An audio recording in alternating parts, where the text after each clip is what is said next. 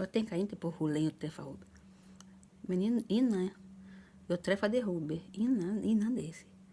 Jag hade drömt med honom redan. Jag drömde med Hubbe innan jag såg honom. Men jag kom inte på direkt. Jag kom på bara efter några år. Tänkte, varför? Men vad den katt jag drömde hela tiden med om. Och han var i mina drömmar innan jag träffade honom. Min katt innan. Pojkvän. Ja, innan. Min katt innan. Camilla. Och berätta en historia. Du gråter. Jag kan inte berätta en berättelse för du gråter.